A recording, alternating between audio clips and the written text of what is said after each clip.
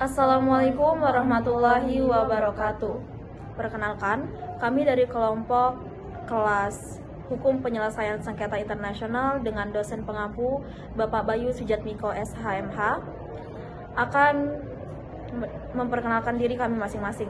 Dimulai dari saya Desti Riasari dengan NPM 2312011536. Saya Anggi Anggreni dengan NPM 2312011529. Saya Inkasir Hafiza dengan NPM 2312011532. Sidang Mahkamah Internasional pada hari ini dinyatakan dibuka.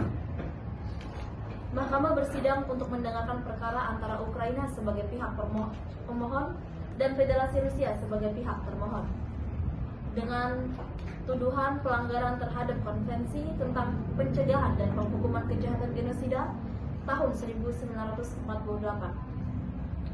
Mahkamah mencatat bahwa permohonan ini diajukan oleh Ukraina pada tanggal 26 Februari 2022 dengan dalil bahwa Federasi Rusia telah menyalahgunakan Konvensi Genosida untuk membenarkan penggunaan kekuatan bersenjata di wilayah Ukraina. Mahkamah akan terlebih dahulu mendengarkan pernyataan dari pihak pemohon, kemudian dilanjutkan oleh pihak termohon.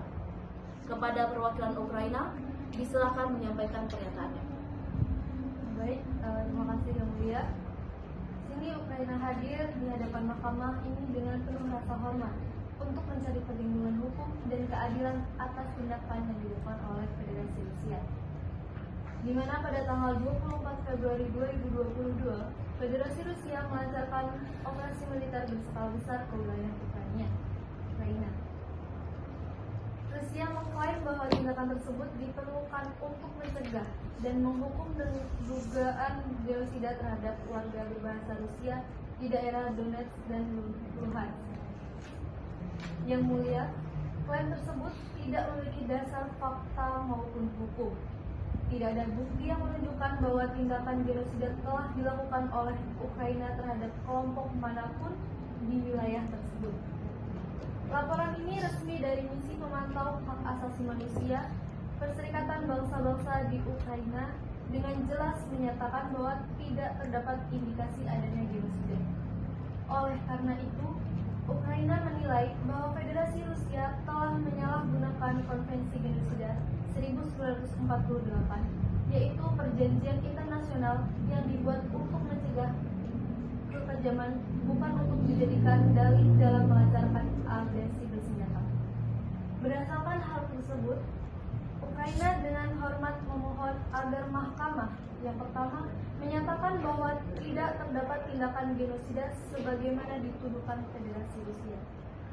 Yang kedua, menyatakan bahwa Federasi Rusia tidak memiliki dasar hukum apapun di bawah konvensi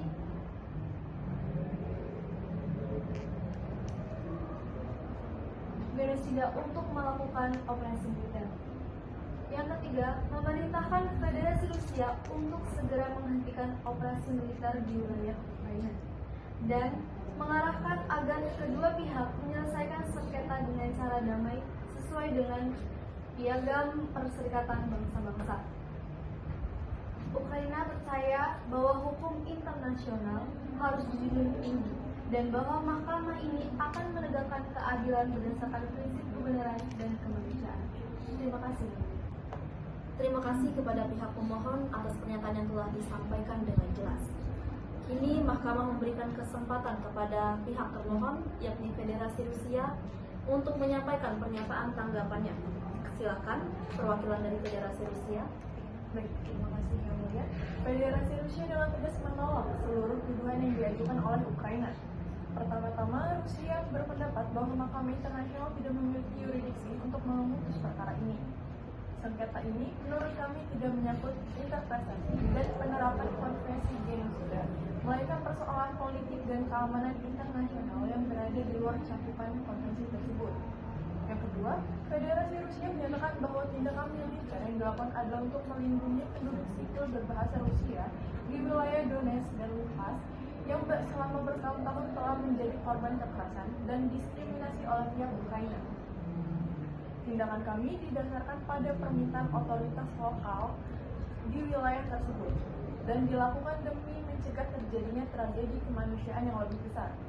Kami menolak tuduhan bahwa operasi militer ini merupakan bentuk agresi atau pelanggaran hukum internasional. Federasi Rusia tetap berpegang pada prinsip kedaulatan, non-intervensi, dan hak untuk melindungi warga negaranya.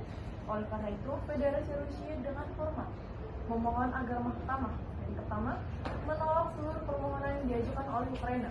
Kedua, menyatakan bahwa mahkamah tidak memiliki yurisdiksi untuk memeriksa perkara ini berdasarkan pasal 9 Konvensi Genosida. Tiga, menolak permintaan langkah sementara yang diajukan oleh Ukraina. Terima kasih. Terima kasih kepada pihak termohon. Mahkamah telah mendengarkan dengan seksama pernyataan dari kedua belah pihak.